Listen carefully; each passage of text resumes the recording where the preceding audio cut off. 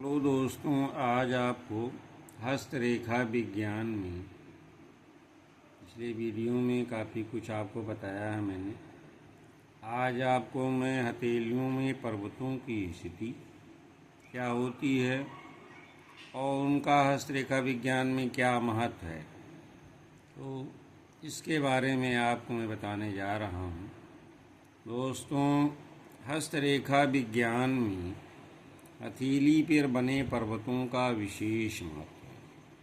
हथेलियों के प्रकार और उस पर बनी जीवन रेखा, सूर्य रेखा, भाग रेखा, मस्तिष्क रेखा, स्वास्थ्य रेखा और उस पर बने विभिन्न प्रकार के जो चिन्ह होते हैं, क्रॉस है, त्रिकोण है, जाल है, रहस्य क्रॉस रहता है, बृहस्पति मुद्रिका है, द्वीप है, मछली, त्रिशूल आदि का चिन्ह जो बना रहता है उसको ध्यान में रखते हुए फिर हम हथेलियों पर बने पर्वतों की स्थिति का अध्ययन करके ही जातक के बारे में सटीक भविष्यवाणी किया जाना संभव होता है। आइए देखते हैं। पर्वतों की स्थितियाँ निम्न प्रकार से होती हैं हथेली में। पहला होता है बृहस्पति छेद। बृहस्पति पर्वत का जो स्थान होता है दोस्तों, वो हथेली के जो तर्जनी उंगली होती है अंगूठे के बगल और अंगूठे के मूल स्थान, तर्जनी उंगली के मूल स्थान के नीचे होता है। यदि ये जो पर्वत है यानी बृहस्पति का पर्वत जो तर्जनी उंगली के नीचे देखेंगे, तो अगर वो पर्वत बहुत उन्नत है यानी उभरा हुआ हो, चौड़ाई लिए हो, तो जातक कैसा होगा? महत्वाकांक्षी होगा। आत्मगौरव की उसमें भावना होती है और किसी भी कार्य करने में हमेशा जो है स्फूर्तिवान रहता है यानी तत्पर रहता है। और जब थोड़ा सा और ज़्यादा उन्नत दिखे यानी काफ़ी उभार लिए हुए मिल जाए, तो जातक जो है प्रवक्ता टाइप का होता है, उपदेश देता है, राजनेता बनता है, यानी 2-3 गुण जो है उसमें आ जाते हैं।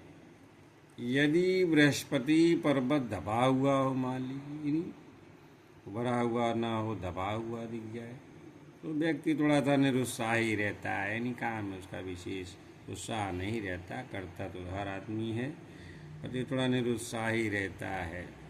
श्रद्धा का अभाव रहता है, धर्म कर्म का, स्वार्थ में अपने लिप्त रहता है, थोड़ा टाइप का व्यक्ति होता है। दूसरा है दोस्तों शुक्र पर्वत। ये पर्वत जो है अंगूठे का, जो आप अंगूठा हथेली का देखेंगे, उसकी मूल स्थान के नीचे होता है और जीवन रेखा से घिरा हुआ क्षेत्र होता है। तो इस पर्वत को देख के क्या अनुमान लगाया जा सकता है?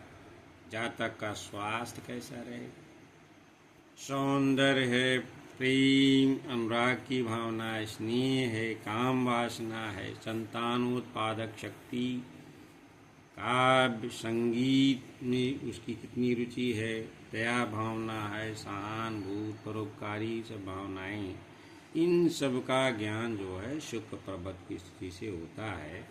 अगर शुक्र पर्वत उन्नत हो, यानी उन्नत क्या, उभरा हुआ होता, भरा हुआ होता, तो ऐसा जातक कैसा होगा? सुख भोगने वाला, संगीत प्रेम और अच्छे नेत्रों वाला होगा, यानी आंखें भी उसकी जो है अच्छी होंगी। और यदि इसी तरह इसका विपरीत वही है, अगर दबा हुआ है शुक्र पर्वत, तो क्रोध गुणों में कमी दिखाई देती है। ऐसा जातक थोड़ा सा सुस्त, स्वार्थी, अहंकारी हो सकता है। दोस्तों, ये तो शुक्र पर्वत के बारे में है। बात देखते हैं शनि पर्वत।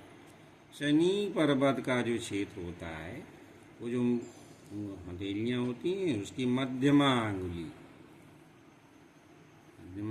के ठीक नीचे का स्थान शनि पर्वत का होता है। और शनि पर्वत से हम जातक के बारे में क्या जान सकते हैं? कितना एकांत प्रेमी है, शांति है, सच्चाई है, उसकी बुद्धिमानी कितनी है, तत्परता किसी कार्य में है, गंभीरता और संपत्ति को भी दर्शाता है। इन सब चीज़ों का ज्ञान शनि पर्वत से होता है। और मान लीजिए शनि पर्वत ज़्यादा उभार लिया, बहुत ज़्यादा उभार भी ठीक नहीं होता। ज़्यादा उभार रहेगा तो व्यक्ति दुबला पतला, पीले नेत्र वाला, दांत बड़े और तमोगुणी होता है। सामान्य उभार सही रहता है। यदि मध्यमा का जो द्वितीय पोर मान लीजिए लंबा है, मध्यमा उंगली वही है जो बीच वाली है, बड़ी वाली, अगर उसका द्वितीय पोर देखेंगे जो बीच में होता है, सेकंड पोर लंबा हो और शनि पर्वत उन्नत हो, यानी ठीक ठाक से दिखाई देता है, तो ऐसा व्यक्ति लोहे के व्यवसाय में या अनुसंधान के क्षेत्र में सफलता मिलती है। यदि शनि पर्वत का जो झुकाव है वो गुरु की तरफ झुका हुआ हो, आप देखेंगे तो जैसे लगता है तो बृहस्पति पर्वत की तरफ, गुरु की तरफ झुका हुआ हो, तो व्यक्ति धन से संपन्न होता है। और यदि सूर्य पर्वत की तरफ यही शनि झुका होता है तो ऐसा व्यक्ति भाग्यशाली होता है। इनसे हम ये सब चीज़ें जान सकते हैं। नेक्स्ट है सूर्य पर्वत। यदि हथेली में अनामिका अंगुली की ये जो स्थान होता है सूर्य पर्वत का, पहले तो जान ले कहाँ होता है।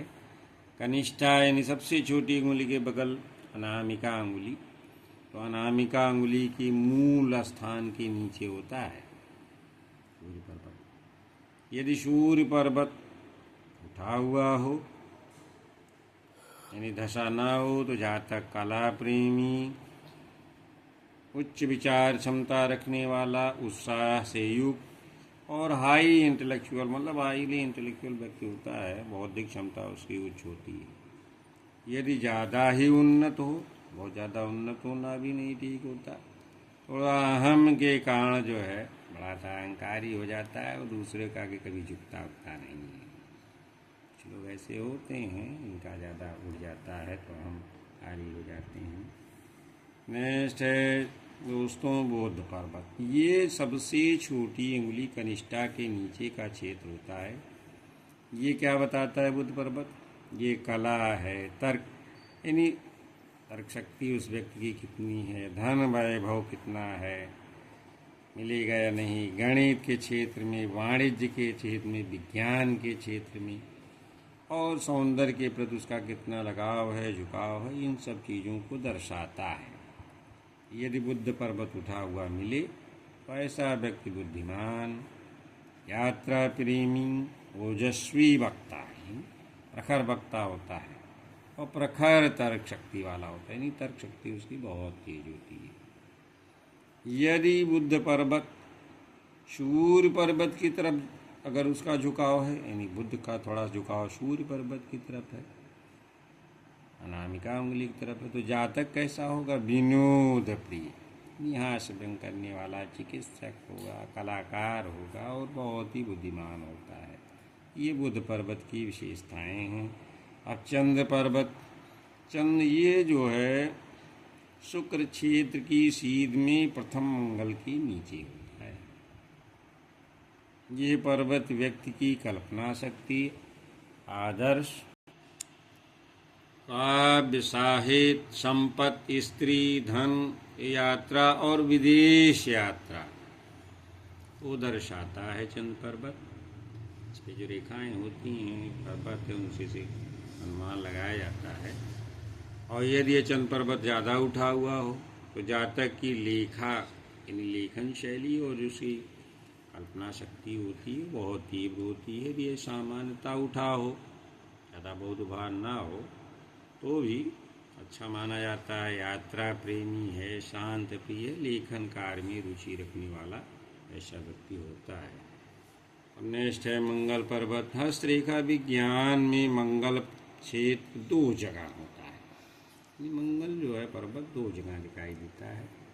पहला जो है चंद्र पर्वत से ऊपर हृदय रेखा से नीचे की ओर होता है। यदि यह पर्वत जो है उन्नत हो तो व्यक्ति अपने काम में मग्न, अपनी बातों और उद्देश्य में पक्का होता है। सामान्य अगर है ये मंगल पर्वत तो जिद्दी और व्यवहार कुशल होता है। दूसरा मंगल क्षेत्र शुक्र पर्वत के ऊपर और गुरु पर्वत के जस्ट नीचे होता है। तो अगर ये अत्यधिक उन्नत है मान लीजिए तो व्यक्ति उग्र, अपने आप में मगन प्रतियोगी परीक्षाओं में रुचि लेने वाला होता है। यदि सामान्य है तो स्वावलंबी, निर्भय और उच्च पद को प्राप्त करता है।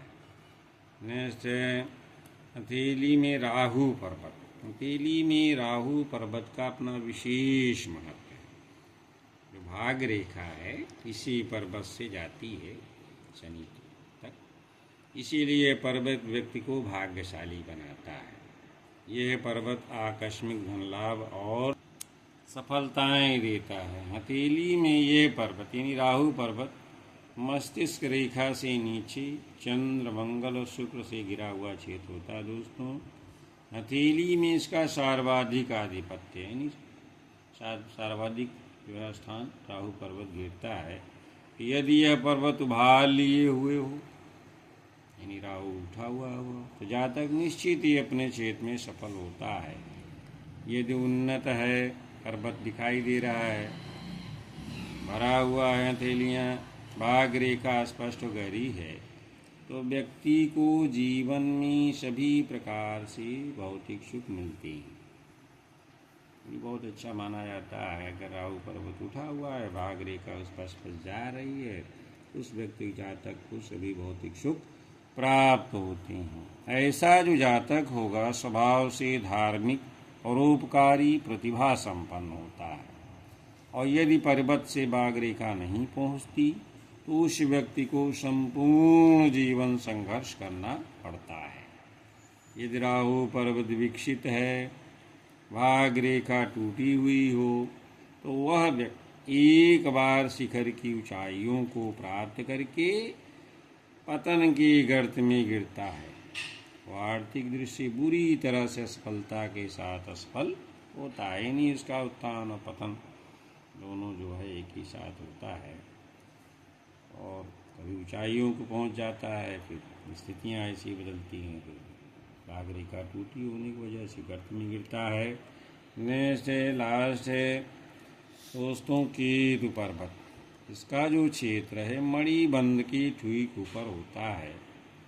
यदि यह पर्वत उन्नत हो तो व्यक्ति भौतिक सुखों से सुविधा संपन्न होता है। सामान्य उन्नत हो तो बाल्यावस्था विशेष जिम्मेदारी उठानी पड़ती है। संघर्ष करके ऐसा जातक आगे बढ़ता है। यदि केतु पर्वत अविकसित हो यानी दबा हुआ हो तो व्यक्ति के हर काम में अड़चन आती है। तो दोस्तों, आज जो है आपको हथेलियों में पर्वतों की जो स्थिति होती है, अगर सारी रेखाएं स्पष्ट हैं तो पर्वतों का अपना एक बहुत महत्व है। और पर्वत उठे रहते हैं, जो भी पर्वत उठा रहता है वही उसी से व्यक्ति का जो है भौतिक जीवन संचालित होता है। यानी किस क्षेत्र में उसका विशेष रुझान है, किस चीज़ में उसे सफलता मिलेगी या नहीं मिलेगी, इन सब बातों का अध्ययन पर्वतों की स्थिति को देख करके ही निर्धारित किया जा सकता है। तो इसके लिए संपूर्ण रूप से हस्तरेखा विज्ञान में हमने जो इसके पहले इसी चैनल पे मैंने जो अपने वीडियोज़ डाले हैं हस्तरेखा के बारे में, अगर उन सब का मिला करके तो आप अध्ययन करते हैं तो काफ़ी कुछ हस्तरेखा के बारे में आप स्वयं अपना भाग्य देख सकते हैं। ऐसी आशा की जानी चाहिए कि इससे आप लाभान्वित होते हैं और वीडियो अच्छा लगता है। अभी हस्तरेखा विज्ञान में बहुत सी बातें हैं तो अगले वीडियो में डालूँगा, तो लाइक और कमेंट करके अपने विचार प्रकट कर सकते हैं। और जो नए चैनल पे मेरे नए आए हैं तो उसको सब्सक्राइब कर लें और आगे इसी तरह से वीडियो जो कि ज्ञानवर्धक और शैक्षणिक ही रहेगा, इसमें मनोरंजन टाइप का तो नहीं मिलेगा, लेकिन ज्ञानवर्धक बातें आप लोगों के समझ प्रस्तुत करने का प्रयास करूँगा। धन्यवाद दोस्तों।